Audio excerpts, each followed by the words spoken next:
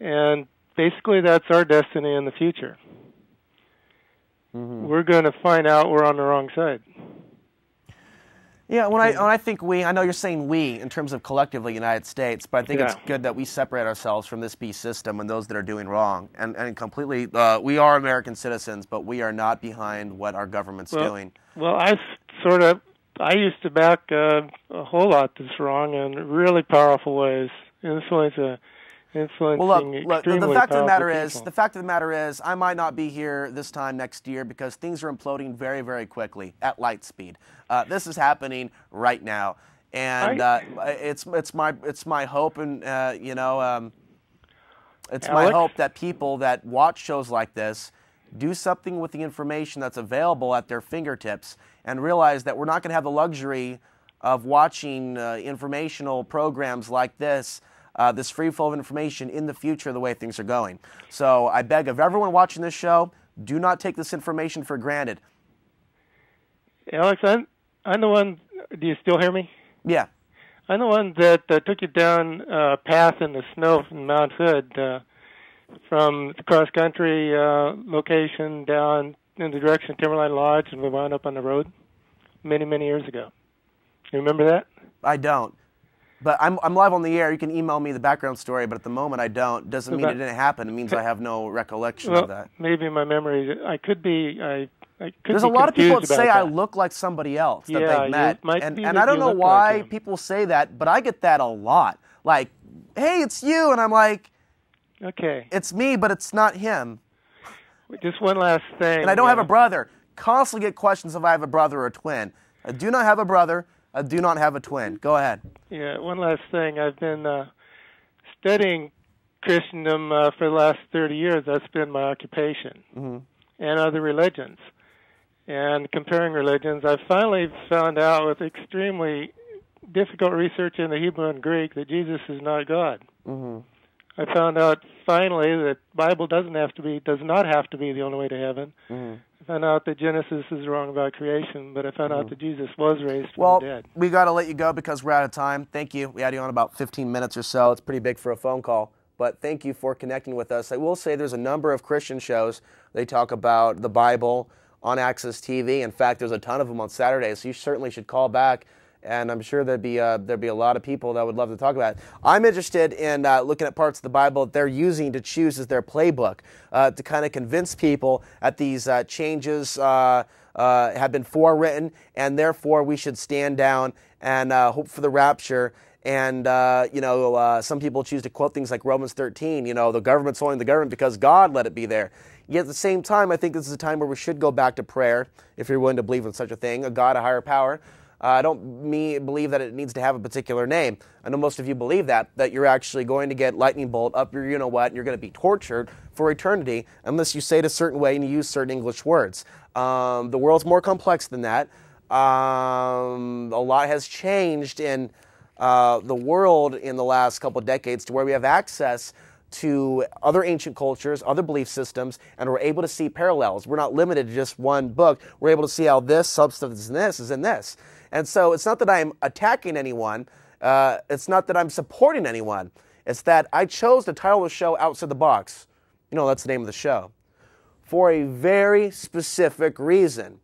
Most of the women that have been attracted to me happen to be Christians, and they just can't seem to understand why Alex just won't make it about the Scripture, because it wasn't the Scripture that gave me the visions when I was a child that would one day wake up in a world where supercomputers were reading our brain activity. I used to think about those things when I was 7 or 8 before they became headlines, that we would live in a world where people would have to fight to survive, that there'd be some sort of a nuclear red sky in the future, where it's like a lot of us, since we were kids, have also had the flood dreams, have had certain premonitions that came to us for whatever reason. Maybe we're different or maybe we're not different. Some people may have just shut out those insights. But the fact of the matter is, I think the most forgotten quote of Jesus is, I can do many things, but you can do more.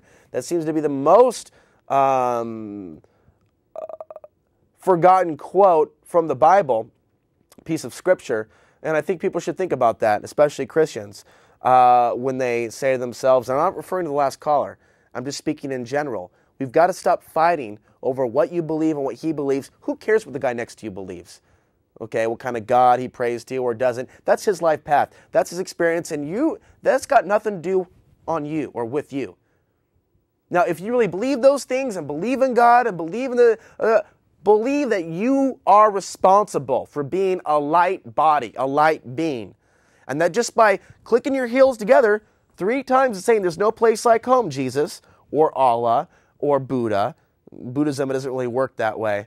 In fact, Jesus was never a Christian. That's the label for his followers.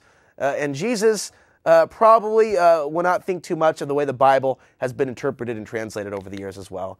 And so these are all things to think about.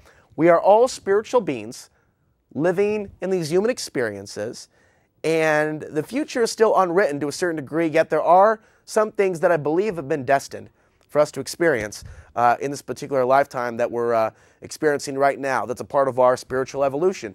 We may have chosen to come here, folks, this particular moment of time to go through the Big Bang, the big solar flares that take off the grid, World War III, China rush to the United States, people having to literally come together, band together, and literally evolve out of that violent experience. It's coming. You see it. Some of you do. I see it. The question is, what are we doing now during the quiet before the storm? This summer is going to be powerful. There's going to be a lot of things going on. Are you willing to organize? Are you willing to do something? Are you willing to give back to those that have given so much? Silence. I think I have my answer. Go ahead, caller. I don't really have a lot of information. I had a couple of questions. I just seen your show, and I wanted to ask you if you had heard of the EarthSkin program. The EarthSkin program. No, I haven't. What is it? It's something that NASA and Cisco Systems are putting together. That is NASA and Cisco Systems. NASA's involved in a lot of wild stuff right now. That's a very long conversation. Yeah. Yeah, it's basically just a total information, total surveillance. They're privatizing. They're breaking down NASA officially, and they're building up the privatized space programs even more. Right, because most of the things that we do in space, really for the cost, that we put into it, doesn't really have that much benefit on our society. Right. NASA, there's a lot more military things and different experiments that they want to be doing that are, really don't have that much to do with learning about physics or science, just for knowledge. But NASA. I wanted to ask you, you seem to think that this stuff is really boiling down, and what type of action you think? Well, look, I don't think anything's going to change politically at this point. And like I said, I'm not trying to play clairvoyant here. I am trying to say that a lot of us have been seeing these things in our mind's eye for a long time, that something big's about to take place. The question we have to ask ourselves is, how much do we have the ability to change? And some things I think we do have the ability to change, but we have to use discernment. You have the ability to find land outside of a major dense population zone like Portland, Oregon, where you won't have to fight off looters. That's something you can affect. That's my answer to you. That's something I think we need to focus on. But like taking back D.C. and all that type of nonsense, how are you and I supposed to do that from the streets of Portland, Oregon? For crying out loud, when it comes down to it, we're going to have to take back City Hall. Well, yeah. Because City Hall is not with us. City Hall is asleep at the wheel. Well, we're dealing with all these economic troubles, and there's all these other little things to keep us busy. Look, we might secede and become a different part of the country, Cascadia, one day. But we got so many people that are bickering and fighting one another over what they believe in, whether they love Obama or not, whether they believe in global warming or not, that whether they drive a bicycle or not, and say I'm progressive in Portland. Like those little personality front stuff has got to go to the wayside. Yeah, what's going to happen for us to put that enemy and goal that people need to look at the bigger importance of people are trapped in their economic or their belief system with abortion or gay rights or whatever, and divisive it's really issues. a bigger, much bigger, more pertinent problem that's going to be affecting us all that we need to be working on together. And that could be something natural. HAARP does exist. Other things do exist that NASA's put up there. Oh my God, we're out of time. Sir, thank you for your call. Yeah, thank you. But we've got to use discernment, and we've got to listen to our heart for the answers. And with that, Bill, I want to thank you for helping out. I also want to thank out my other volunteer. Thank you for coming in today. There's so many other things that we can talk about, but it appears we are out of time.